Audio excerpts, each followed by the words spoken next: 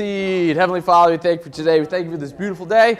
Thank you for an opportunity to fellowship with each other and with you, and particularly on a day that we celebrate communion.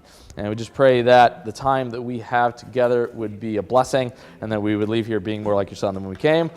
Amen. I'm good. I got battery. Okay. All right, so wrap up. Doctrines of the church. I think I warned everybody this one was going to take longer because it was eminently more practical, and then I also talked about some more controversial stuff. So here we go. This is a summary of what we've been doing for the past few months. So I have, how many of these do I got? Four principles? Sure. Number one, all Christians are given by the Holy Spirit a charismatic, or charisma, which translates as grace gift, to equip and empower them for their unique ministry, and will be judged by God for their faithfulness in that ministry. Two, all Christians have a participation during fellowship. That's a play on words we'll talk about later. When I mean all Christians, I don't mean that every Christian has to have a participation every single time, but there's a general principle. During fellowship on the Lord's Day, aka church on Sunday, such as teach a lesson, request a lesson, speak a word of prophecy, discern a word of prophecy, share a hymn, share praise, share a prayer, share thanksgiving. These might be done in a tongue if someone has that gift, as long as there's someone to interpret that tongue, that language, or other stuff. I don't think this is an exhaustive list, but Paul gives kind of a good cross-section of what is going on. And that's my all stuff. Some serve the church by ensuring basic needs are met as deacons, and an intentionally limited by Christ number of called and qualified men serve the church by equipping the members for their unique ministry, shepherding the overall teaching of the church, shepherding the discipline of the church as elders, and they will experience a stricter judgment. So, there's hours of stuff on YouTube now covering all of this, but this is kind of the speak now or forever hold your peace. Yeah, I can flip back. Yeah, I was going to try to fit it. What am I losing an opportunity for running my mouth up? These core principles about the doctrines of the church. And, I mean, you can run your mouth whenever you like, but I'm moving on. I tried to fit it all on one board, but I was trying to get as wordy as possible, just get it all kind of in there. Yeah.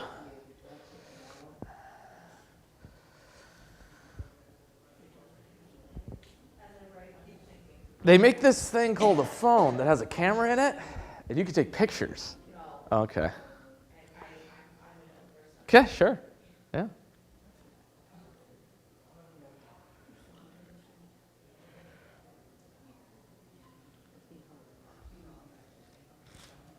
Huh? Okay. Sure.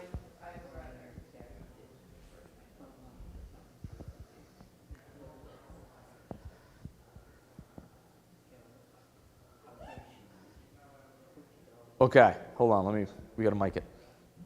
Well, she's taking notes. So say something like a real hot take so you distract her. A hot take? Yeah, that's the thing the kids say, isn't it? Hot takes? If this is what we are biblically called to do, yeah. How did we get so very, very, very, very far away from it? Okay, 4-step process.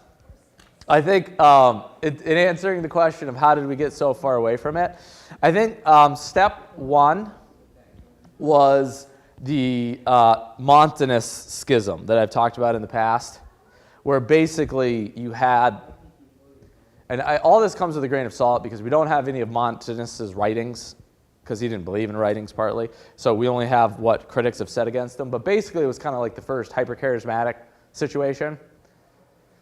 And so there ended up being a schism in the Western, mostly in the Western church early on, and things like prophecy, though not like completely thrown out of the church, became associated with the Montanist movement. And so there was kind of a baby thrown out with the bathwater issue. And that dogged us for a long time. Next, as we talked about when we looked at 1 Corinthians 14 and then Pliny the Younger's letter and Justin Martyr's letter, it seems that the early church, in a response to the extreme persecution that they were experiencing, tried to conduct themselves in such a way that they didn't change what they were doing, but they made it look more Roman. And one of the ways that they did that is more emphasis got put upon the kind of like professional clergy conducting or overseeing the rituals of the church. Third, you have the situation with Cyril of, was it Alexandria? Yeah. And who kind of, when we have these tough decisions like, okay, what do we do with people who denied Christ, but they want to be restored to the church? Who makes those decisions? And ultimately, he kind of convinced everybody that it really needs to be the bishops. Okay? And then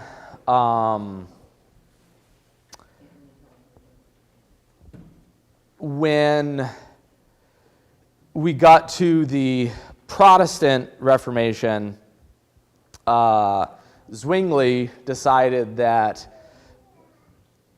things really aren't as kind of mystic and sacred as we really think they should be. And so we took the table that was at the front of the congregation and the pulpit that was off to the side, and we switched them. And we de-emphasized certain aspects of fellowship that really relate to what does it mean to be the body of Christ and that kind of stuff. And then we put a lot more emphasis on exposition, which is not exposition of Scripture is not a bad thing in any respect, but we kind of took it and we elevated it above other aspects of what does it mean to be the church. And then we finally got to the point of you go to church, you not are the church. And the snowball kind of hit. So that would be my short answer of how we got here. Yeah. And now the question is that I'm asking and considering and talking to people is, to what degree should we reverse that process? Okay, and I think we should to some degree. So, yeah. All right.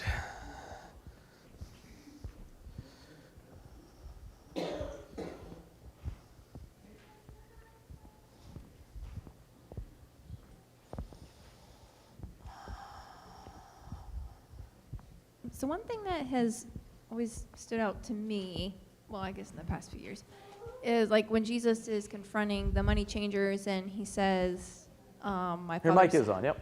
Yeah, maybe I'll just get closer. Is this better? So when Jesus says, my Father's house will be called a house of prayer, and I realized that like there's not a whole lot of praying going on in churches nowadays, and I'm wondering like, was it really a house of prayer back then? I mean, they are in the upper room and they're praying, and then the Holy Spirit comes down, and yeah. So how did that change? When did that change? Did it change? Do you know? Again, I think it was part of that process of the fellowship is less about the participation of the saints, and it's more about the ministry of the bishops.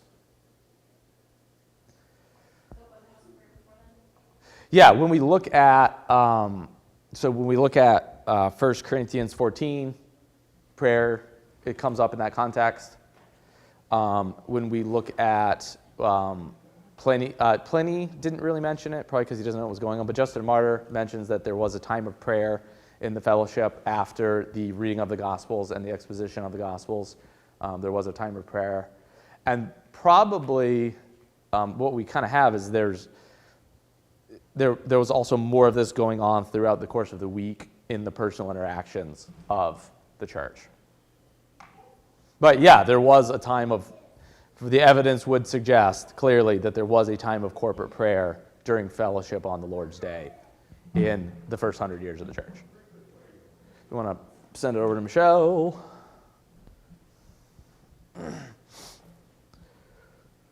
I mean, actually, in a lot of churches, Catholic, Lutheran, Episcopalian, Methodist, some of those denominations, because they follow a certain liturgical order or Yeah. structure to their service, they do have that time of petition, prayer, call and response, and it might be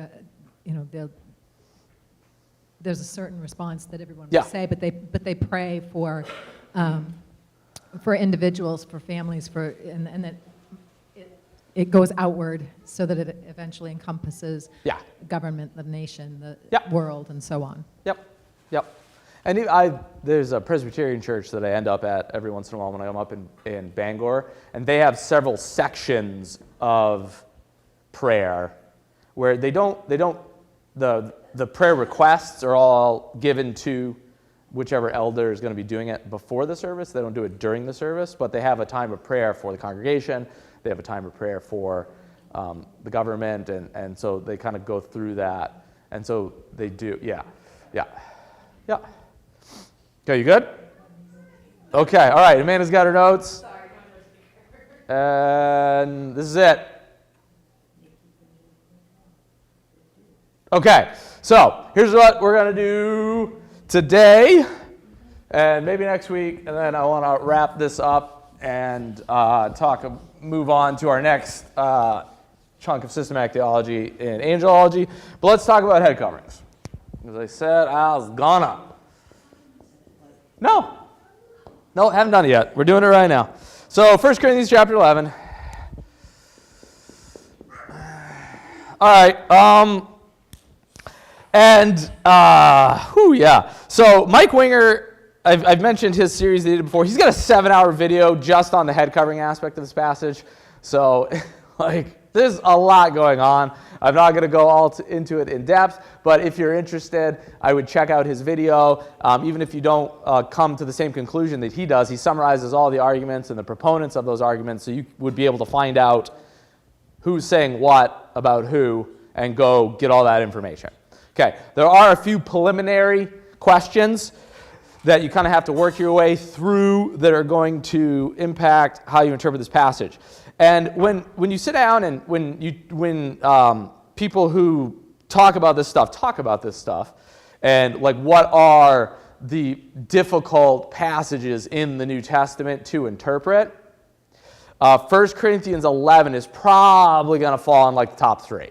And for people that are particularly passionate about these subjects, for a lot of them, it's the number 1. There's a lot of difficult stuff going on here. And again, that's why Mike Winger has a 7-hour video on just, not even 1 Corinthians 11, he handles all the headship stuff in a different one, just on the head covering issue. Okay, so probably I'm going to get to the end of this, and everybody's going to be just as confused as they were when they started, but I'll kind of point you in the right direction, hopefully. So some of the questions we got to ask beforehand is this about head coverings or hairstyles?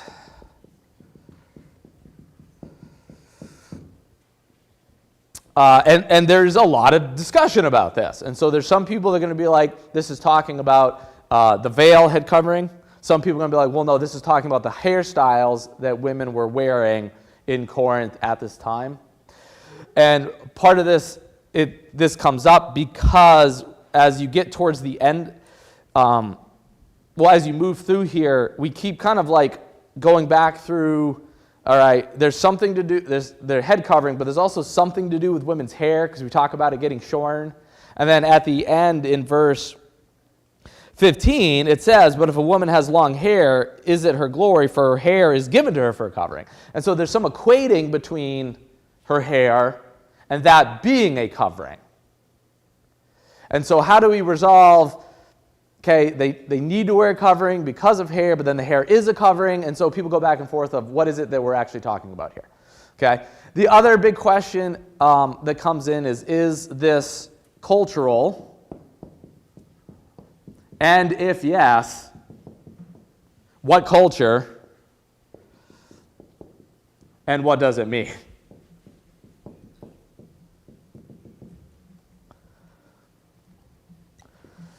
And there's lots of discussion about this. Okay?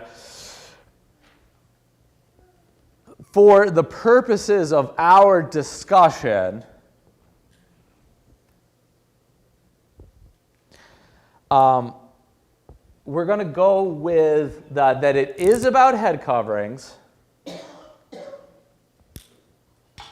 and that it's not cultural 100%. And that's mostly because Paul seems to tie this to creation. And that's generally the litmus test for whether or not something is cultural, is if it's tied into creation, particularly anything before the fall, that would really indicate that this is not something we're talking about that's merely cultural. It's something that is for all people, because it goes very back to who we are and what it is that God has done. Okay, but again, if you're interested in diving into any more of those discussions, there's plenty of resources for that. All right, do you still have the mic? Okay.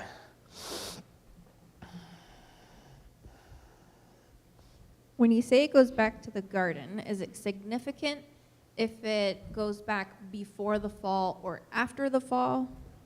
And does this go back before the fall?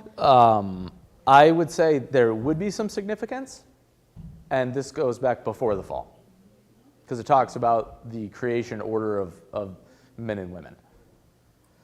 Okay. Okay. All right, now, the things that make this passage particularly difficult is one,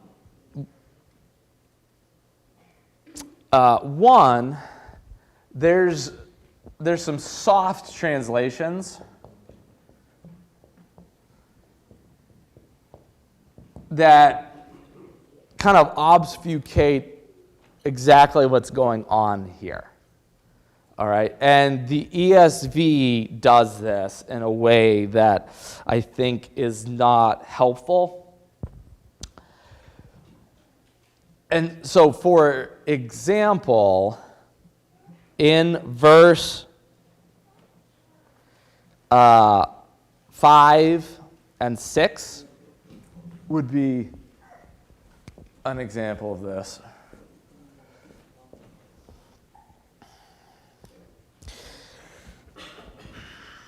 But every wife who prays or prophesies with her head uncovered dishonors her head, since it's the same as if her head were shaven. For if a wife will not cover her head, then she should cut her hair short. But since it is disgraceful for a wife to cut off her hair or shave her head, let her cover her head. She should cut her hair short, that is not what Paul wrote. So what Paul wrote is she should have, i.e., by you, her hair shaved off completely. Like, the idea is you should take her and then shave her head, which does not sound like a good church thing at all. Okay, and if you read the King James, this is what it actually it says. Not quite with the emphasis of Paul's like, you guys should shave her head, but that's what the language is actually saying. Okay. And so it's not just, oh, well, she should trim her hair short. That's not what it's actually saying. Where's the mic? All right, let me walk that back to Matthew. Thank you. Here you go.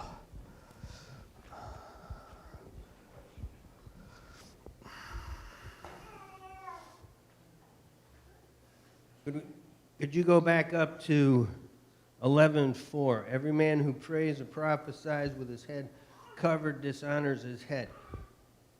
So on that right there, sounds like you're talking about, is this a hair shaving, that's uncovered? So should the men all be shaved or have hair? You understand what I'm saying? In that, Yeah. Because, I mean, it's like referring to the hairstyle. Yeah, I'm gonna try to get to that a little bit later. Thank you. Yeah.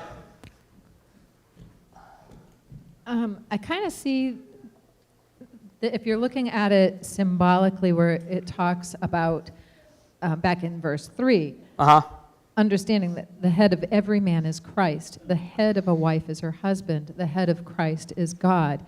And so, therefore, every man who prays or prophesies with his head covered dishonors his head. So it's looking at, because Christ is the head of God, so there's not supposed to be any covering. But the woman's covering of her head is a symbol that she does not have Christ directly over her. She has her husband first, who then has So I'm not Christ. getting to the point of actual exegesis yet. I'm just looking Sorry.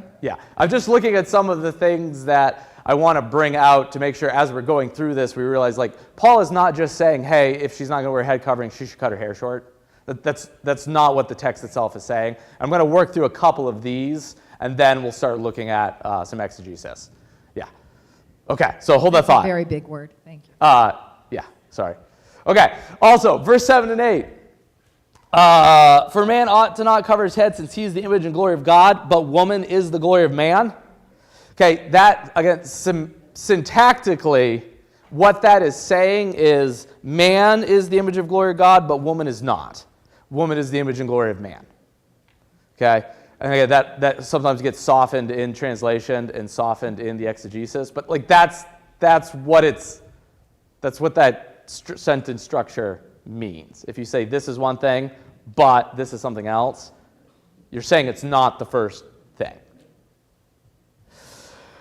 And the verse 9, neither was man created for woman, but woman for man. We'll come back and we'll talk about that one a little bit later. And then the verse 10,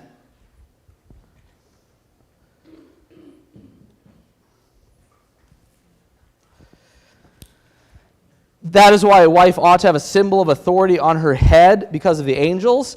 That, again, that's not what the Greek says. It's just a wife ought to have authority, preposition, head.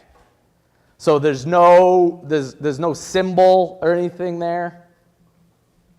And there's nothing within the language itself that indicates what kind of authority or whose authority it should be. It actually just as easily could mean that the woman has authority over her head than there's somebody else's authority on her head. But when it gets translated like this, you lean towards it's somebody else's authority, and that somebody else's authority is on her head. So the way that this is translated makes things a little bit more difficult. And I believe it's translated this way because of how some of the way historically this text has been interpreted and applied. So when we look at some of the historic interpretations and applications, okay, you have the patriarchal view,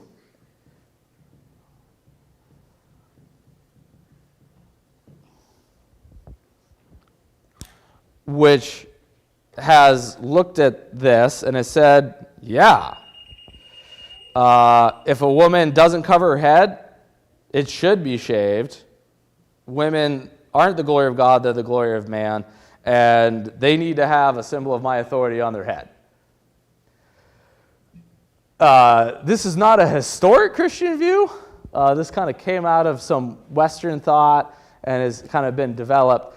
And generally has been rejected by most modern Catholics, Eastern Orthodox, and Protestants. And that's why we have, like in the ESV, we're not translating it as she should have her head shorn by somebody else, but instead, oh no, this really means that she should just cut her hair short. And we try to kind of soften the interpretation because we recognize that Paul's not patriarchal, and Jesus wasn't patriarchal, and God's not patriarchal. So that has led to the more evangelical modern interpretation,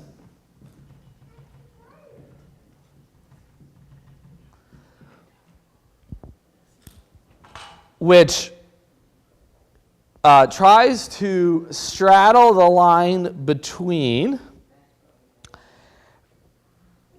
a lot of the stuff that we've been talking about, that men and women have equal value within the kingdom, but there are gender roles in certain contexts, and this is all about husbands and wives and the hierarchy of husbands and wives in relation to the hierarchy of the Father and the Son.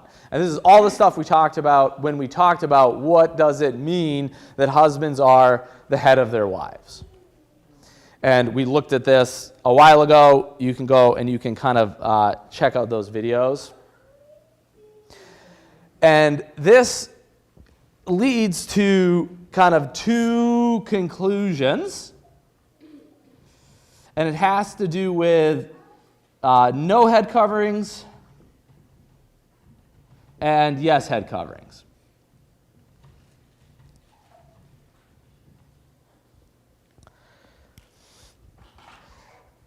And on one side, you're going to have people be like,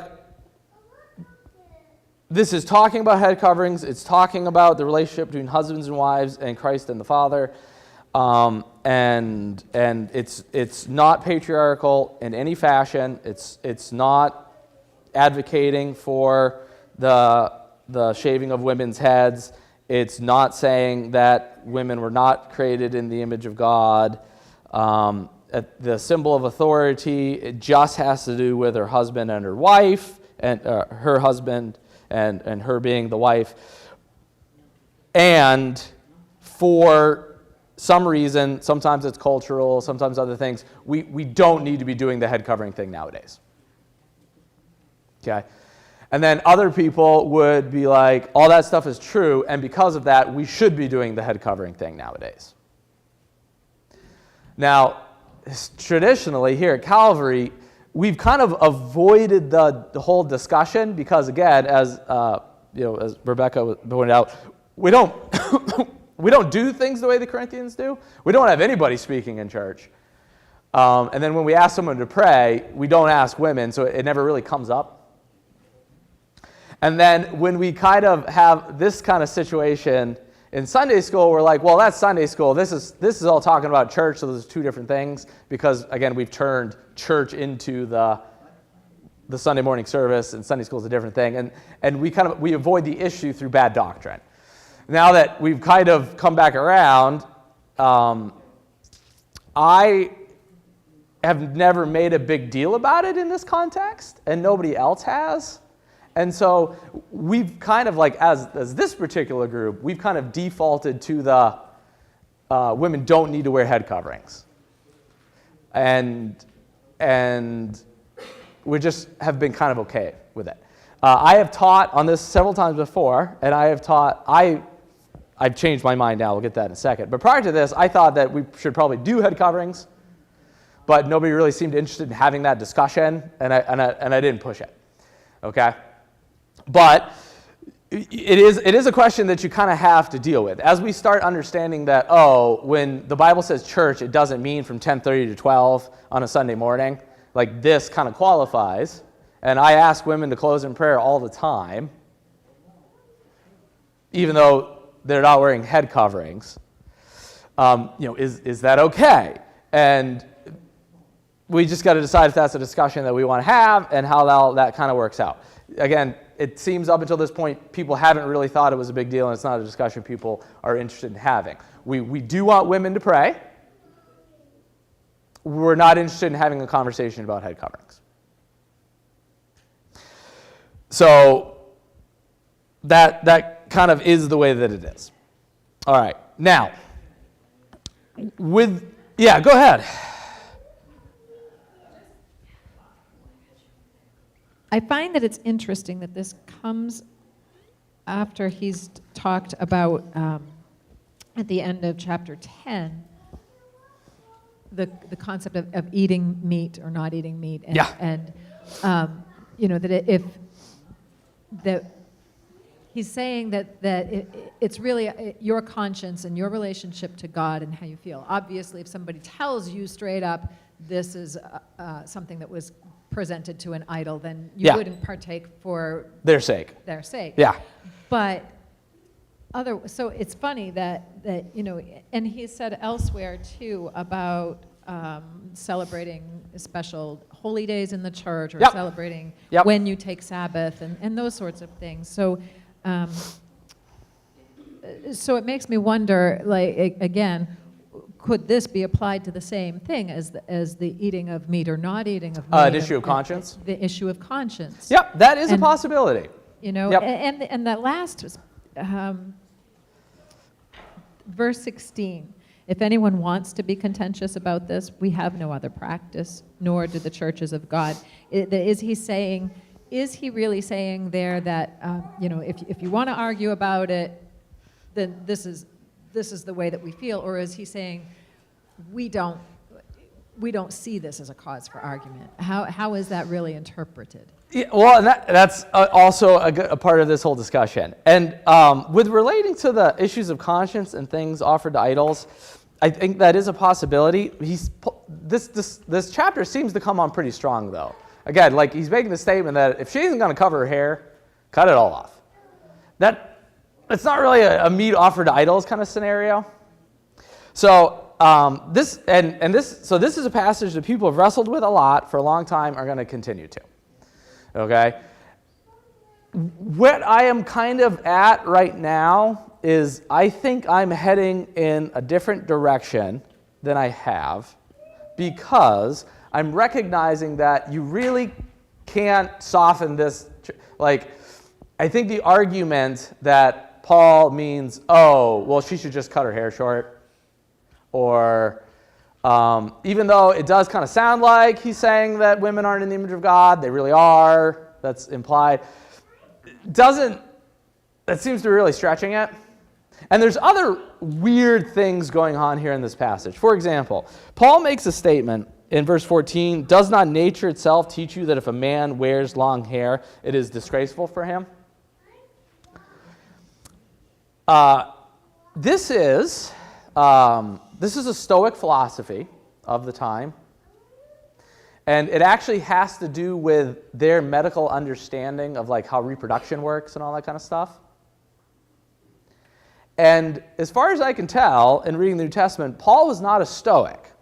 Also, Paul didn't think that it was a disgrace for a man to have long hair. If you look in the narrative of Acts,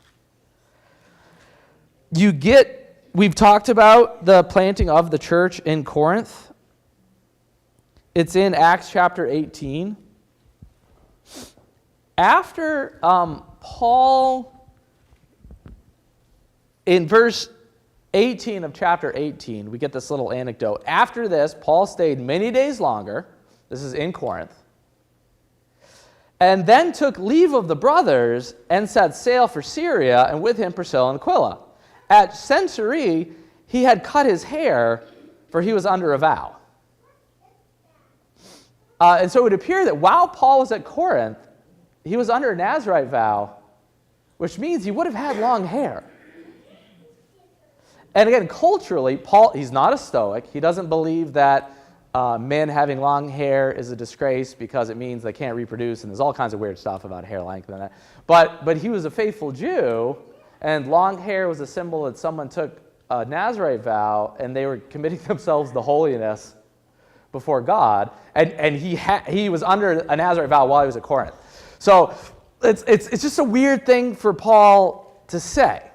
But when we put it in the context of the letter to Corinth and some things that have been kind of developing in scholarship, I think things start making a little bit more sense. And so I want to start kind of easing into where am I at now with this whole thing? And this is, I'm crossing the line into, to quote Paul, I don't have a word of the Lord, but as someone who is reliable, here's something to consider. But this is where you got to like throw in some extra grains of salt, okay?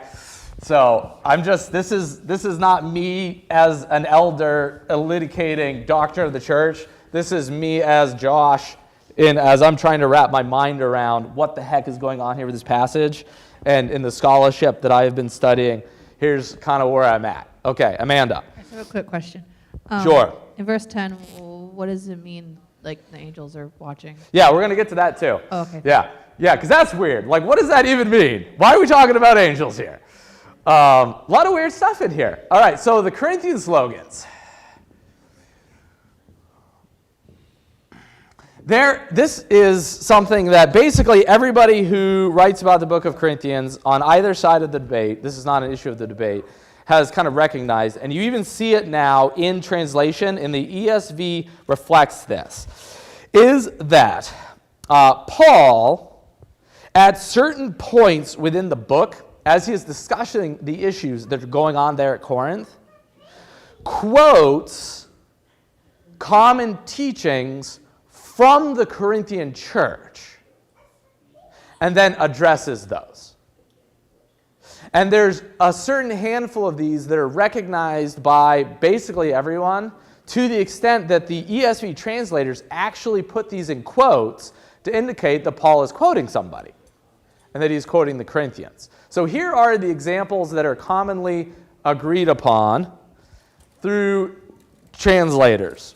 1 Corinthians 6, 12, and 13 contain these. And we're just going to go through them in order, so I'll show them to you. So if you're in the ESV, you'll notice that at the beginning of verse 12, there's a quotation mark, and it quotes, all things are lawful to me, quote. But then Paul says, but not all things are helpful. So the Corinthians have this teaching that all things are lawful. So it's the I can do anything. This is the sexual immorality chapter. So all things are lawful, so it doesn't matter that I'm going to a prostitute. So all things are lawful, but not all things are helpful. All things are lawful for me, but I will not be dominated by anything. And so Paul is taking this idea that the Corinthian church has, that they're throwing around. It's okay for me to do this thing because all things are lawful, because we don't have to obey the Old Testament law anymore. And Paul is saying, okay, but not all, yes, you don't have to obey the law anymore, but not all things are helpful, and I will not be dominated for anything.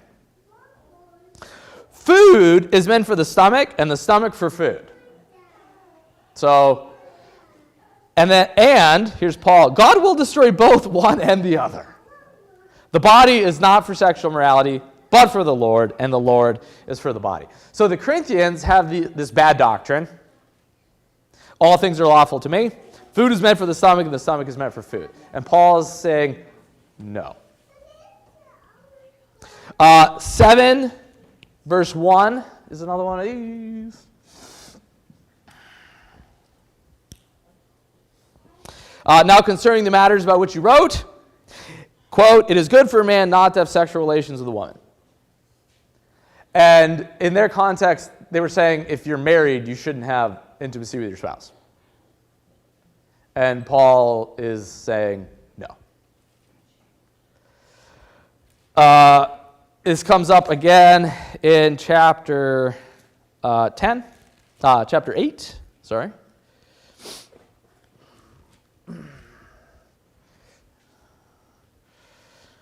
Verse 1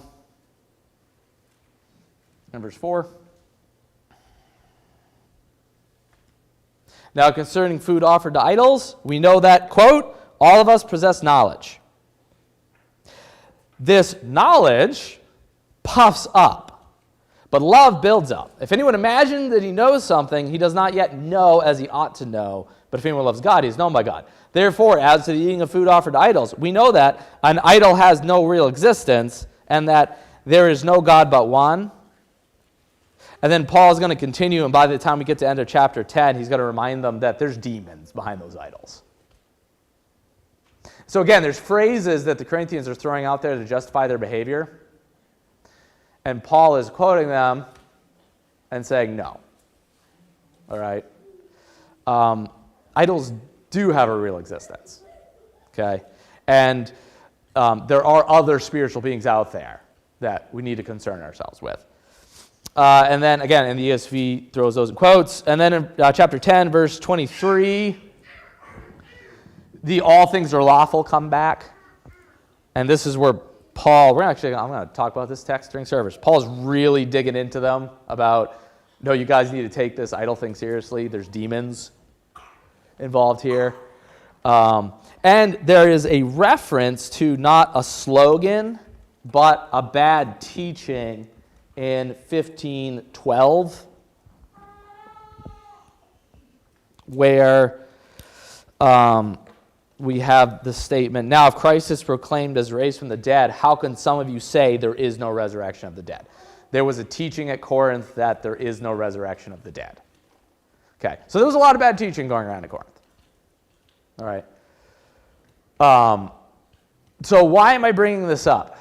Well, one of the ways that people have identified these, and there's agreement in here, is you have statements that are made that don't seem to correlate with the rest of Paul's teachings and the rest of the New Testament teachings. And you have these contrasting things where, like, Paul quotes it, and then he says, but here's this other thing that kind of corrects what was said.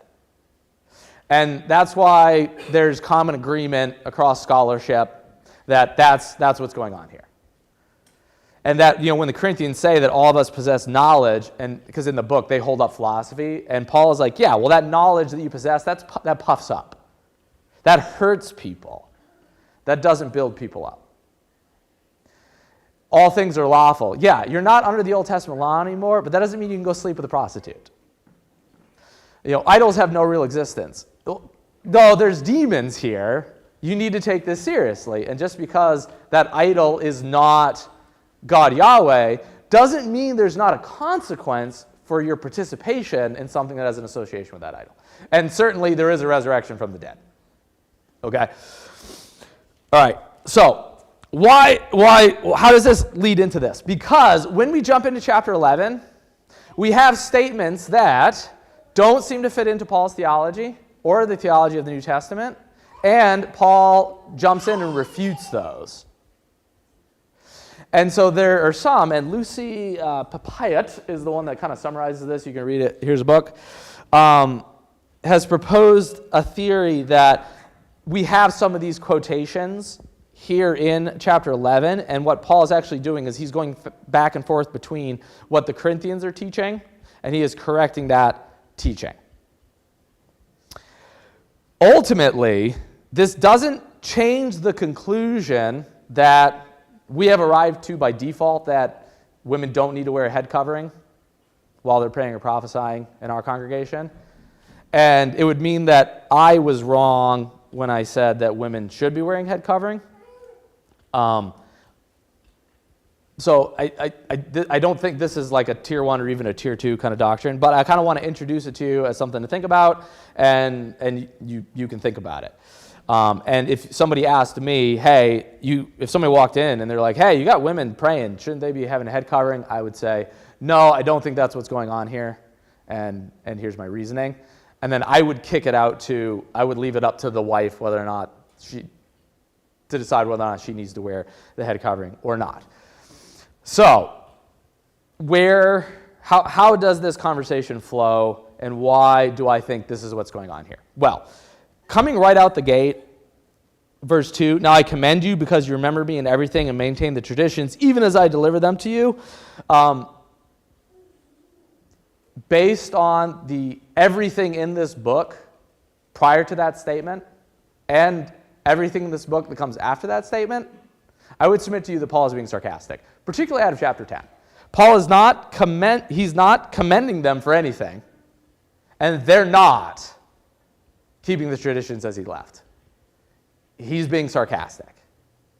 All he's been doing throughout this whole book is saying, stop doing this thing, do this thing I told you to do. But, and here's the refutation, I want you to understand that the head of every man is Christ, the head of a wife is her husband, and the head of Christ is God. And this is completely consistent with everything that Paul writes about headship in Ephesians and Colossians and everything that he's talked about. And I think at verse 4, here's where a quotation starts. And he's going to start quoting the Corinthians. Every man who prays or prophesies with his head covered dishonors his head, but every wife who prays or prophesies with her head uncovered dishonors her head, since it is the same as if her head were shaven. And what is happening here is, which is characteristic of the rest of this book, the men at Corinth are not being faithful, and they're not being faithful heads of their wives. And in a sense of first century, very Roman, very Greek oppression, they're forcing their wives to wear head coverings, because that's what the Greeks and the Romans would do. And then Paul, again, sarcastically in verse 6, basically saying, well, if that's the case, then you should just grab her and shave her head if she's not wearing a head covering. For if a wife will not cover her head, then she should cut her hair off. But since it's disgraceful for a wife to cut off her head, then you guys shave her head. Verse 7 is the Corinthians. For a man ought not to cover his head, since he's the image of glory of God, but a woman is the glory of man, not the glory of God. For man was not made from women, but woman from man. Neither was man created for woman, but a woman from man, which is a terrible interpretation of Genesis chapter 2. That is why a wife ought to have authority on her head because of the angels. And we know from earlier, the Corinthian church, they're really making a big deal about angels and potentially speaking in the tongues of angels. And then here's Paul's refutation. Nevertheless, okay, this is the but. And he's going to say something that refutes what came before, because they're saying, hey, men didn't come from women. Women came from man. And women were made for man. And then Paul says, nevertheless, in the Lord, he's bringing them back to the kingdom, woman is not independent of man, nor man of woman. For as woman was made for man, so now man is born of women. And all things are from God. Judge for yourselves. Is it proper for a wife to pray to God with her head uncovered? And now he's being sarcastic in verse 14. Does not nature itself teach you that if a man wears long hair, it's a disgrace for him? And this is probably because, again, he had long hair at Corinth. And the Corinthians were probably like, this is feeding into the Corinthians' criticism of Paul. It's like, oh, well, it would be the equivalent if he's a long-haired hippie. And if he was a good, proper man, he'd cut his hair. And here's Paul's, but if a woman has long hair, it is her glory, for her hair is given to her for a covering. Saying, look, guys, you want a woman to cover her hair, she has a covering. She has her hair, and it's her glory. If anyone is inclined to be contentious, we have no such practice, i.e., the churches of God don't have a practice that women should cover their heads. That's why we don't have it in any other book or any other tradition, nor do the churches of God. Paul's saying, look, we didn't teach you this. And there isn't any other churches anywhere else where they're making their women do this. So basically cut it out.